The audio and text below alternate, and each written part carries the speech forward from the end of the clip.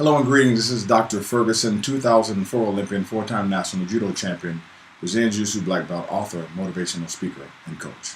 Today, first and foremost, I would like to ask you to go to the website below and go to www.coffeewithrhadi, and please get my book, Coffee with Rhadi, today. Before I begin, I want to tell you that I've been asked to do this video by a client of mine and a friend of mine by the name of Azizi Coleman. Ms. Coleman is a graduate of Florida A&M University.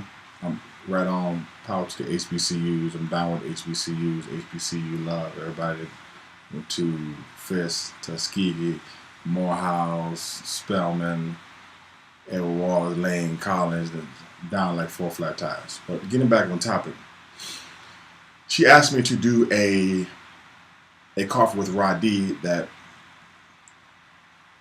delved more within the Christian theoretical framework, not only as a belief system, but also as a theory while I cover a topic.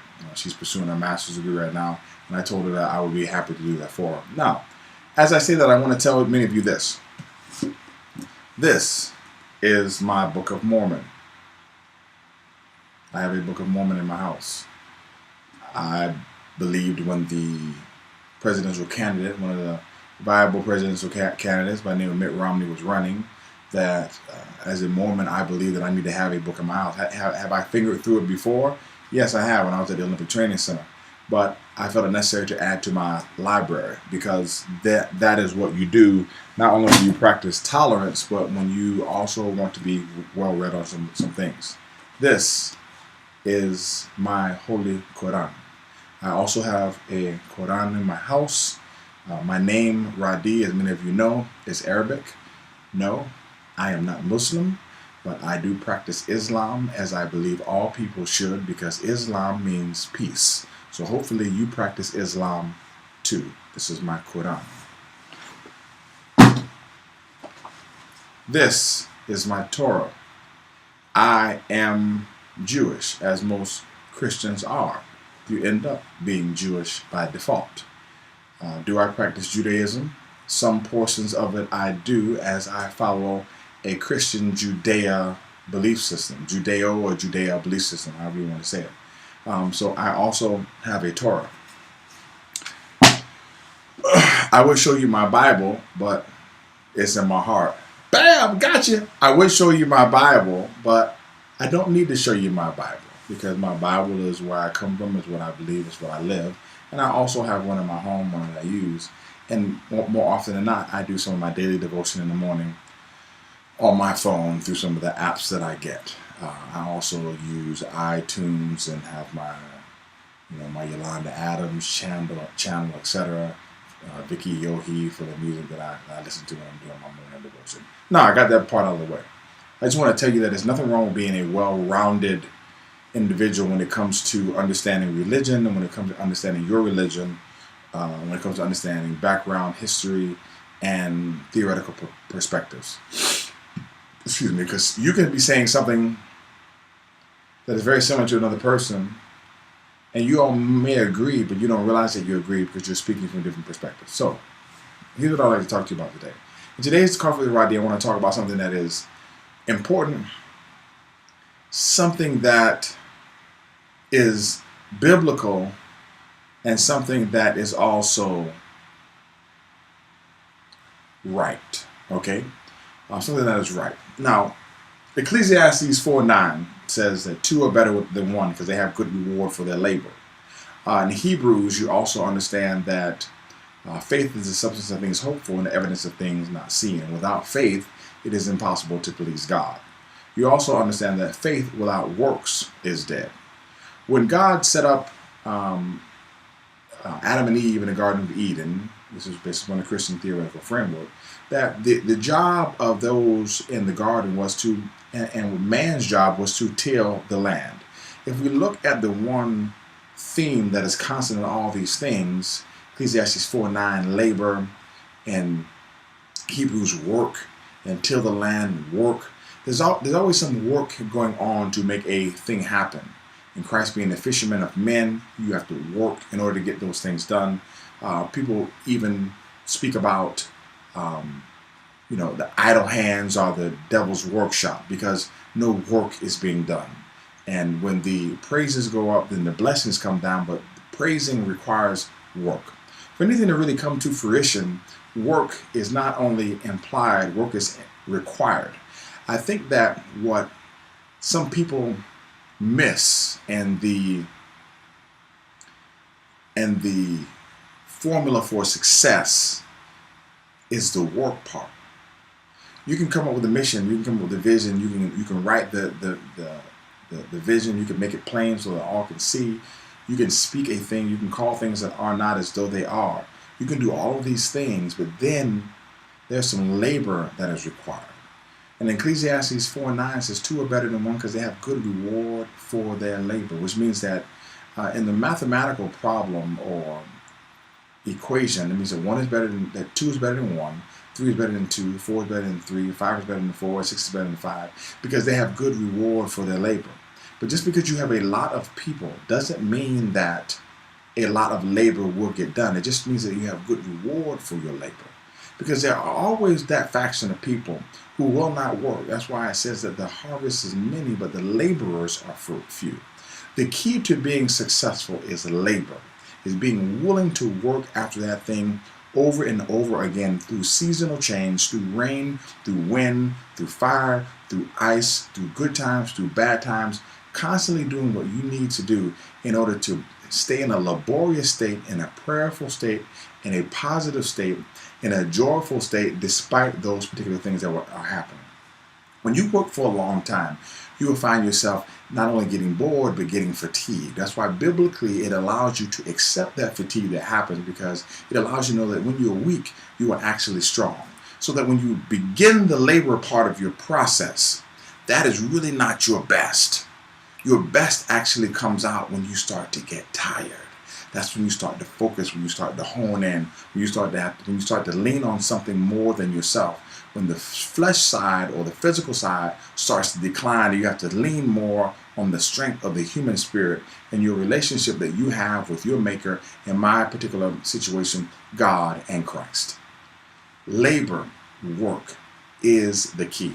That is why as a coach, the one thing that we praise when it comes to kids, we praise effort and we praise work, because we want to praise labor. Why? Because we want to get the kids focused so much on labor and working and hard work and quality ethics that they work so much that they start to believe in that particular thing. When you're young in Christ or you're a young child, you need to learn how to work and then believe that you've worked so much that you have faith in your possibility to win.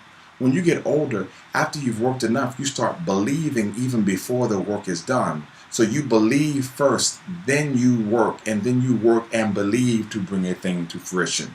As you get more mature in Christ, you understand that faith without works is dead. You can work and make a thing happen because faith is actually a zero. It is a ball of nothingness. Faith is a thing that provides the opportunity for miraculous things to occur, because faith is the substance of things hoped for and the evidence of things not seen, which means it's the substance of hope, which is nothing, and the evidence of something that you can't see, which is also nothing. It is a non-tangible thing that through work can produce something tangible. That comes from belief. But as you mature, because you have done work before, you understand that now I don't have to work and then believe. Now I have to believe and then work and then intertwine that work with the belief so that something greater can come. Now, understand this. As you begin to believe and tighten up your relationship with Christ or God through labor, and the reason how you tighten up your relationship through labor is because the process of fatigue will kick in for you to lean on something else. So you actually have to go through a laborious process in order to tighten up your relationship. And when you do that, you will then understand that you can do more than you thought that you can do. And when you labor and you get tired and then you accomplish a thing, that's when you really understand that I can do all things through Christ who strengthens me. Because when you get weak, you find out it's not you. Now, here's where a lot of people make mistakes. They don't work hard enough and push themselves towards failing and then they impede their spiritual development, because the spiritual development actually happens before great personal growth happens. You have personal growth, you have gains, and then you have the failure of the physical, of the flesh, and of the outward things that allow you to grasp a hold of onto a hold of a thing that you cannot see through faith, and then you begin to work in faith and believe that a thing will come to fruition, and then a thing does come to fruition because of how you thought, because that you were in behavioral and cognitive congruence, and because you believed. You can think about a thing, you can behave and think about a thing, and then you have to believe in the thing while working on the thing.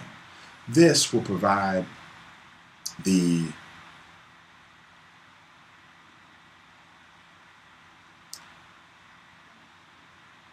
enormous amount of gifts, experiences, and wealth that is available for you and to you that God has for you. Now, here's the situation. This is available for everybody. You can follow these rules whether you're a Christian or not and get these same things.